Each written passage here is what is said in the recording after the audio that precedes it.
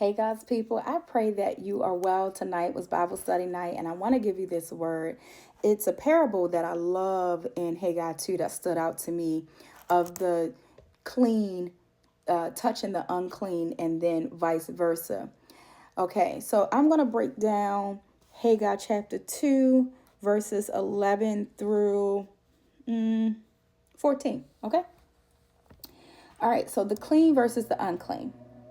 If I wash my hands and my hands are now clean, and I go shake hands with someone that just sneezed and just wiped their nose and just had snot and all over their hand, if I shake hands with them, just because I washed my hands a few minutes ago and now shake their hands is not going to become clean. All right? Hold that in a spirit. Now, if this is the second part of that parable, if you have cooked chicken before, you know that chicken can get unclean, chicken can get, well, actually, raw chicken can get dangerous, right? So imagine you cutting chicken on a cutting board, and you're using this knife, and now you're done with that, and you take fruit and vegetable to cut on that same cutting board and knife without washing it. Both are now considered unclean. So you just took the unclean things and you use it for the clean things.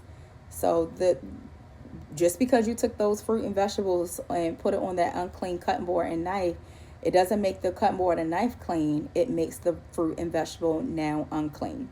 So this is the parable that God gave Haggai to give to the priests. And this is how God views us. If you're rebuilding your temple, you are trying to live holy. You're showing up for church. You are trying to live a righteous life. You're practicing the fruits of the spirit, self-control, kindness, all of those things. You are practicing all of these things, but you're still hanging around the wrong crowd. You're still going to the places that God called you out of. You're still going to party on Saturday night. You're still drinking to get drunk. You're still getting high. You're still doing those things, but God is trying to rebuild. He's telling you to rebuild the temple, God's house, and this temple here. So when you are clean, when you're coming out of church and you're doing all of these things and you're getting clean, you're repenting and cleansing yourself, but you're still choosing to go around those places, you are now corrupting what was once clean. Okay, you are corrupting it, and so you're going in a cycle. And God, and that's where the drought is. God can't call you out of those places because you haven't been completely transformed because of the cycle. And so now when you're clean, sometimes, yeah, you can get other people to come and join you, but most time God called you for a reason. God called you out of that place. And yes, some people are going to go with you and be saved along with you, but most times it doesn't work like that. The enemy doesn't allow for that to work that way, right?